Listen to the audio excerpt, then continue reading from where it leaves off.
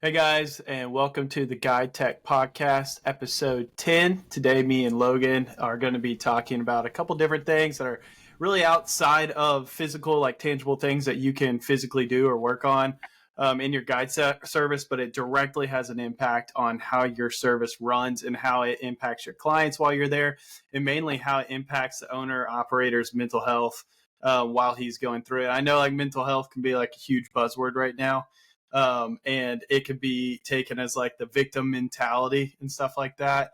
But our biggest thing is talking to y'all about like there is actual legitimate mental health things that come into play when you're running a business, that if you do not take care of them, it's going to slow down the trajectory of the business. But most importantly, it's going to affect you mentally. And as you see that turn down in your business, it's going to continue to wear on you.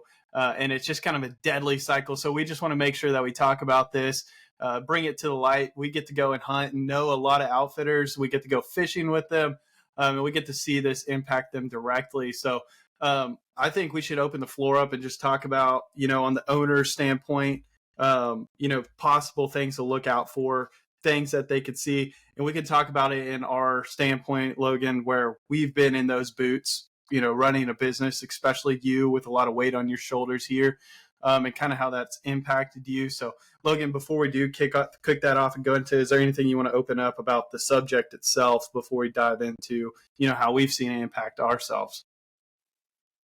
Well, glad to know that we're on the 10th episode. I think that's a good milestone. Yeah, it is. It really is. Good little milestone. And yeah, honestly, like we were struggling a little bit before this, like thinking about what we wanted to talk about today.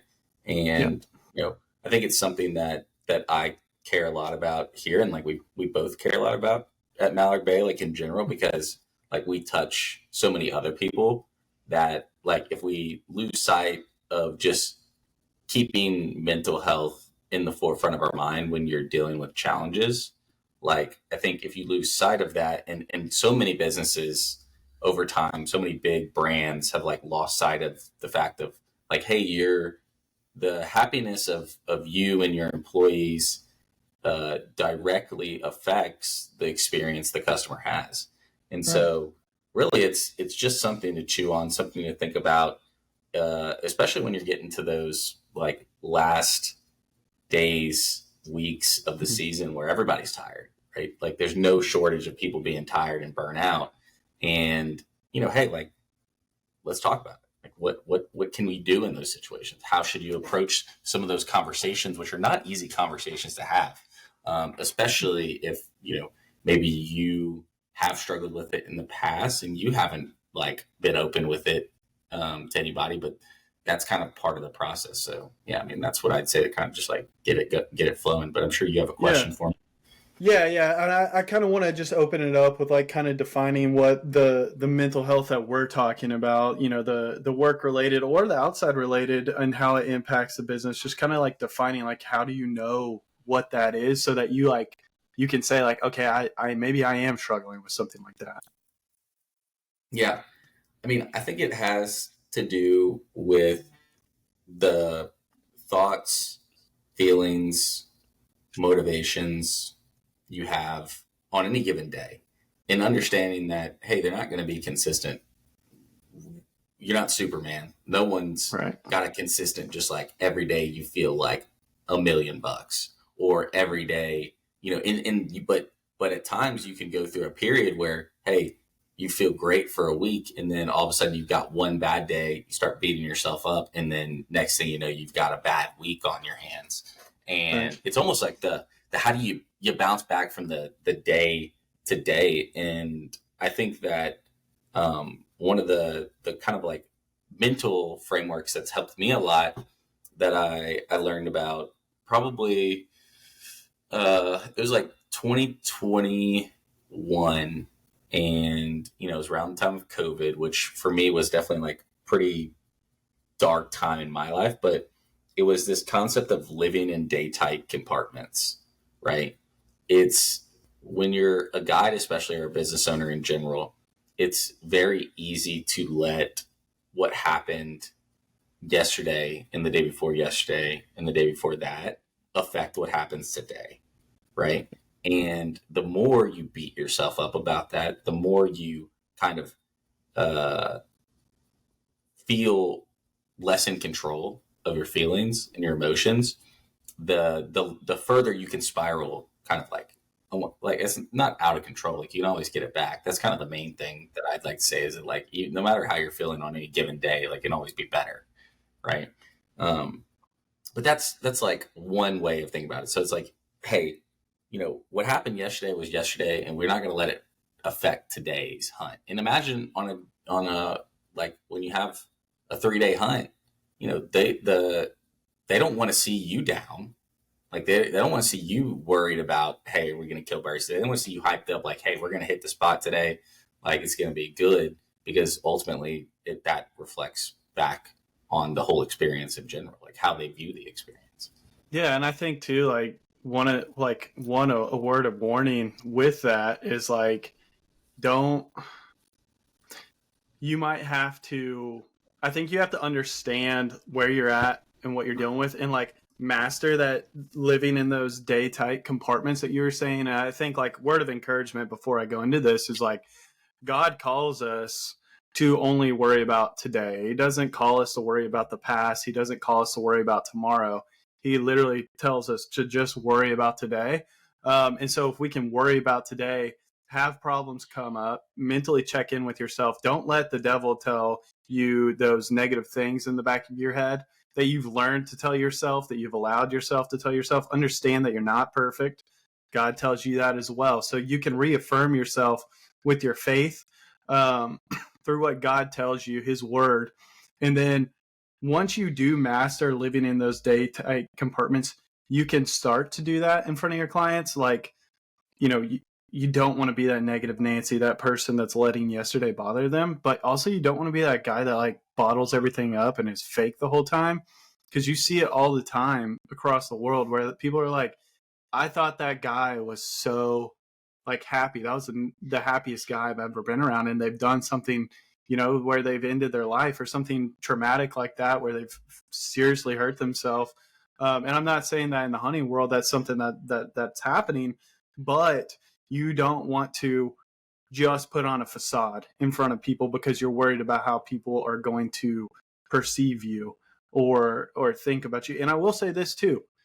It's okay to be happy in the hunt and become friends with your clients. And I know most outfitters and charters are friends with their clients.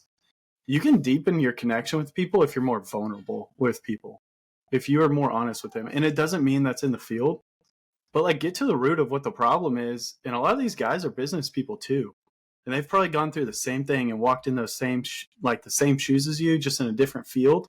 And they might know the way to like navigate you through that. And that's like why God puts other people in your life, is so that you can work together to grow through this. And I've personally got to experience that as well, just being here, because you have created such an environment to where people can feel safe because it comes from the top down, to where you can talk about that kind of stuff when people are feeling burnt out. Like it's not like a, hey, I'm burnt out, Logan. You're like, well, then, hit the door because I'm going to get someone else in here who doesn't get burnt out or doesn't. And I'm just saying the word burnt out. I don't necessarily believe in the concept of being burnt out, but it's something you can get stuck at. Like if you believe in being burnt out, you can just say, hey, I'm sitting in this burnt out, instead of figuring out what truly is the problem. But yeah, you've created an environment where I can do something like that. And so like for you, I know you can like add words to that, but also for the outfitters, how can they do that for their guides? Like how have you done it here and how can they do it for their guides? Because not only does this affect the outfit themselves, but it's their employees while they're out there. Yeah. And so one point that I want to say. Yeah. Have no worry for the morrow. Who do you think said that? I'm not sure. Jesus said that. Jesus. Okay. Yeah. and so I just thought of that when you said, don't worry about tomorrow. But I think the number one thing that the owner operator and the head guide and in coordination with the guides have a responsibility to do when things aren't going right or that there's a potential for things to not go right, is to talk to the clients about it. Like the last thing that you want to happen is the client find out that you knew it was going to be a bad hunt and no one said anything. No one talked about the struggles that were happening.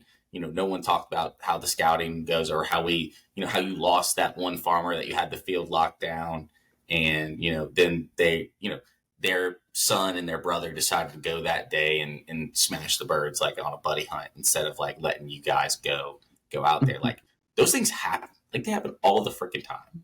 So it's better to be open and honest and vulnerable and be like, hey guys, like this may not go according to plan. Like, and it, especially if you know it before they get there, right? And up until when they get there, like there's times in which, hey, like I know that the money thing comes into play like 100%. And like the last thing you want is for them to want their money back. But there's tons of different ways that you can still delight the customer, even in the event in which the hunting is not a banger, like every day. Even if it's a banger on one day, right? And there's this kind of like concept of let's get the good hunt out of the way. And I think we've talked about this a little bit before, but it's like, let's get the good hunt out of the way first, and then nothing matters the rest of the hunt, right?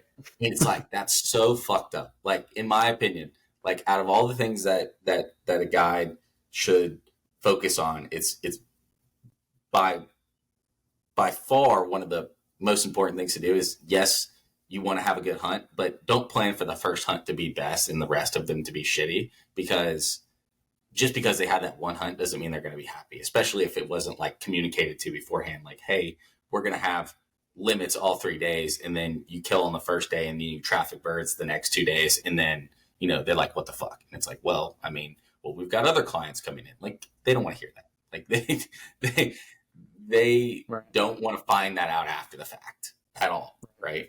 And so those are just a couple of different things that I think about. And it's like, you brought the point of like, why some people take their own life. And it's like, amongst men in general, it's not cool to talk about this shit, right? Like it's not the norm for guys to be vulnerable. We're supposed to be the men of the house and, bottle our feelings up and not talk about them. And then, next thing we know, we're depressed, right? And it's like, well, how did we get here? Like, how did I end up here? And it was like, it's a buildup over time, right? And that anxiety about what is going to happen tomorrow, like anxiety is worried about the future. Depression is worried about the past. But if you just live in the present and like, you kind of embrace that. We embrace the be present core value here, but it also has a lot to do with, God's presence and what God wants for you. He wants you to be present in the moment so that you can see the work that's happening around you, even in the times in which you may not notice it, right? But reflecting on it when you do notice it, and then being grateful, thankful, all of those different things, like that's what kind of like compounds for the future. But, when you're talking about such a short span of the season, the bounce backs have to be quick. Like, it's okay to be down, and it's okay for have somebody on your team down. But what happens when, you have someone on the team that's, drinking a little too much every night, or, they may be smoking weed, like whatever's happening, right? Outside of the scene, right? Outside of what the clients experience, like what's happening in the guide house behind the scenes, all of those things are things that need to be talked about if they're not up to your expectations as an owner, right? Don't tolerate it, right? Like there's lines that need to be drawn in the sand. There's a way to balance the leadership of the business around, hey, these tough conversations are going to have to happen. And especially if there's friction between people, right? Like sit them down, talk it out. And the best thing we've learned to do is to talk about it at all, right? Like the best thing you can do is talk about it. The last thing you want to do is not talk about it. So those are just a few like random thoughts. But I think overall the notion of, burnout isn't always what people say it is, right? It's people under rested typically. And, maybe they're overworked or there's something going on in their personal life that they're bringing into work. And if you're not taking those things into consideration, like walking around those conversations delicately, then you could really hurt somebody. Like you really hurt their feelings. You can get your own feelings hurt, but that's where that listening component came in that we talked about last week is like, hey, if you can communicate what they're feeling back to them and they're like, yes, that's how I feel, then you did a good job of listening, or at least you did a good job of approaching the conversation. Yeah. And I think too, like you were talking about being present, and you even brought up I would say the being present first. So when you have employees and you're present and you're not having that anxiety about the future, depression about the past, you're in such a great, like, strong spot to be present and see what they have going on in their life, and to see when they're struggling with something. And when you're present, you're able to be more loving and understanding when you go into those situations. And like you said, draw that line. And there's a point in a business where it's like affecting your business where you have to draw that line. But there's also like, I was present when this started happening, and I can nip it in the butt or help them through it before it gets to that major point of friction where it's like, hey, you got to go. Because most of the time when it's like alcoholism or it's drug addiction, drug abuse, it is some form of coping. It is making up for something else. And so like the burnout, it's most likely because of a lack of sleep. So they might be using alcohol to fall asleep. They might be using alcohol to make there might be something else going on in their life, or maybe it is a grind. Maybe the season has been a grind and they're just not wanting to think about it. They're hearing clients complain. You're not telling clients it's going to be bad. And so they're dealing with the client in the field, and the day starts off terrible. And so they're like, man, I can't wait to get home and drink and forget about this, or drugs, because they're not getting enough sleep. And so they need something to keep them going throughout the day. So you have to like take care of your employees. You have to give them ownership of themselves and the choices that they make, but you're able to be there to help them. Like, hey, before we get to that point, let's navigate around it. Or if we're in that, hey, I notice this is happening. What are we coping for? We got to fix this. There is a hard line here. We got to fix this. And let me help you do that. So I think you've done a great job here. And we don't get to see the y'all outfitters, y'all like live together. Y'all are like together for like a chunk of time. And that's where like friction happens. But it's also a great time to where you can like create brotherhoods with people and be there for them. Here for me, it's remote. For other people, it's in office, and they're, more interactive with Logan. They get to see him on the day to day. But I know that I can always go, and there's an open door to talk about this kind of stuff. And there's usually advice because everyone's kind of gone through the same stuff here. And so that's why everyone's here to give you advice and able to like be understanding, compassionate towards their brother next to them, because we are all brothers. And the other thing to remember is like all this stuff that we're talking about is to make money. Like it's not like your life. It's not worth someone's life. It's not worth someone taking their life. It is all a job in making money. It's here and out there chartering and doing hunting trips and stuff, like guiding hunting trips. It is all just to make money. And so what really matters is those personal relationships and taking care of those people around you, your brothers and sisters in Christ, while you're doing it. But yeah, I wanted to also transition over and kind of talk about really quickly, just moving from the mental health, but we've been talking a lot about employees. And I want to talk about how having the right people in place does affect your business. It does affect your repeat clients and stuff like that. This could be a whole topic on its own. I think we should find an outfitter that we know is really good at building a team and building leaders. And we should have them on to talk about this. But high level, I know you've ran a team, you've grown it from, just you and Tam to now almost, I think 35 people, including our contractors that work with us, are around there. And just kind of riff on that for a little bit. Yeah. A great book that I read on this pretty early on, like when we hit probably about 10 employees. Well, okay, 2 books. One was Radical Candor, and that was all about balancing, like, how do you handle individual conversations. The other one was Good to Great, which is basically about putting people in the right seats. And I think what I, like to go down the road would be like how do you know when someone's in the wrong seat? How do you Yeah. know if someone's in the right seat? And what do you do from those points on? Like when someone's in the right seat, right? Like you want them to know that you care, that they're doing a good job, that you're giving them the recognition, whether you're giving out little spot bonuses or, whatever it may be, right? Like you want to make sure that those people that are already in the right seats that like, hey, my head guide is the man, right? Mm-hmm. But that doesn't mean that person won't have any room to grow, right? And that's the whole point is like, the last thing you want to do, or the last thing you want to have happen is like your head guide, was happy with their job, something goes wrong, and then they want to start a competing outfitter, which happens all the freaking time. Yeah. And that path for them, like they may want some equity in the business, and those are things that potentially can happen for them over time, but those are conversations that need to be like put out in the open. But an important thing is what happens when someone's in the wrong seat, because that's where most people get tripped up, like by far more than any other place.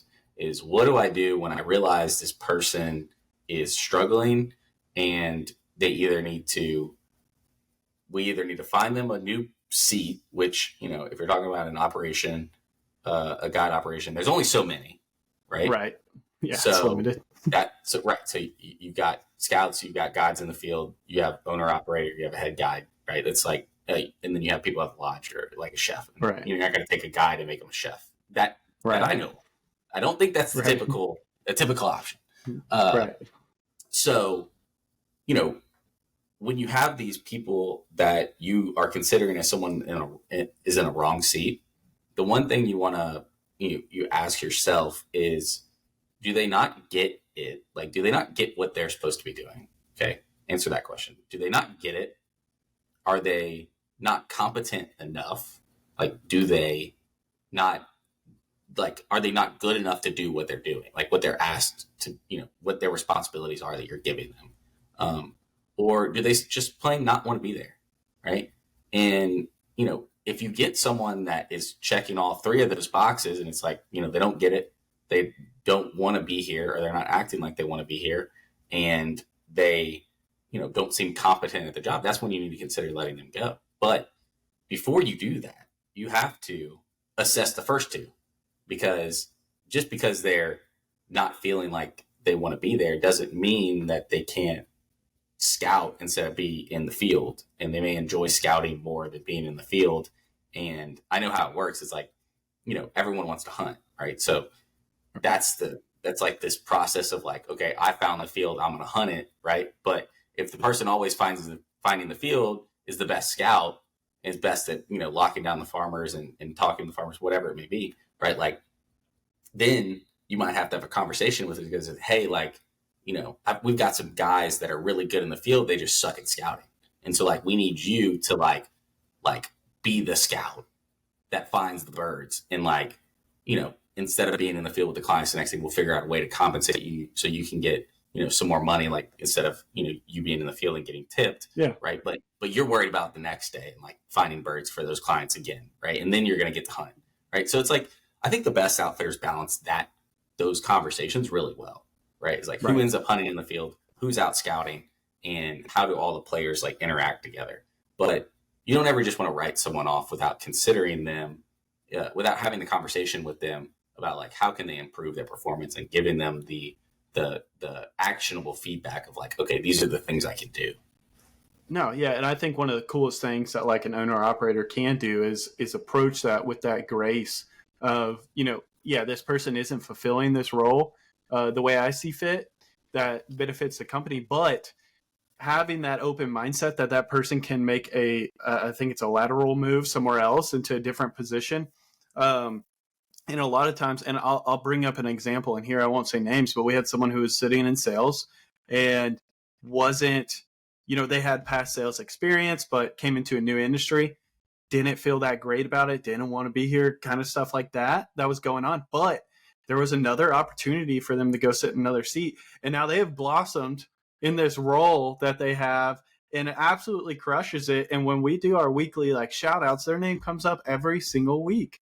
And so I think it's cool when you can finally like take someone and like mold them into that like professional and whatever it is that they're doing, whether it's a guide, a charter, or a business outside of that, like mold them into what they want to be. And I think as like an owner, that has to be so fulfilling to see that person grow and take off in that role. And that's something that an owner should reflect on. But I think internally, like that was a really cool moment. And like that's something really cool to reflect on, is when someone was struggling, but then they find that new seat and they are excelling in it. But just having that grace to be able to allow that opportunity to happen and not go in with the closed off mind. We're moving on from them and they're gone. Yeah. Now, culture fit can be different, I will say. If it just doesn't line up with the culture or something like that, I've seen that have to happen before in the past. But yeah, most of the time that's not what it is. There's usually like that role. And it's not, you got to think about if you're the person in that seat getting that conversation. Yeah, you probably don't want to be there because you know you're not doing good. Like, you know you're not crushing it. And so you want that other opportunity. And like, that's the most grace someone can give you, is another opportunity. And you're going to go do it for people in the future when you're in that seat. So yeah, I think I've seen you do an excellent job at doing that. And other people here at this company do that, just giving that second chance and a lateral move for that. But do you have anything else you want to cover? I know we kind of got a hard stop over here. We got another interview with another outfitter. But yeah, if there's anything else you want to cover real quick before we hop, we can do that. No, I mean, I think it just goes back to the willingness to like genuinely care about how the other people are feeling and how you feel, and expressing that, right? And by expressing, I mean talking about it, right? At a very simple tactical level, there's no right or wrong way to talk about it. It's just about being open and honest, and like not doing it with ulterior motives or like the thought process in mind of like manipulation, right? And it's like once you start approaching those tough moments with like care and grace, like you said, like that's when the good shit happens, right? That's when someone makes a 180 that you didn't even think could be there next week, right? It's those almost like defining moments for the individual, right? So that's my last point. I think we covered great stuff. Cool. So. Awesome. Well, cool. All right, guys. Well, we're going to wrap this episode up. Thank y'all again for tuning in. And please, if you enjoyed this podcast, please share it, like, subscribe, whatever you need to do on whatever platform you're on. Thank you for sticking around for the GuideTech podcast, episode number 10, and we'll see y'all next week.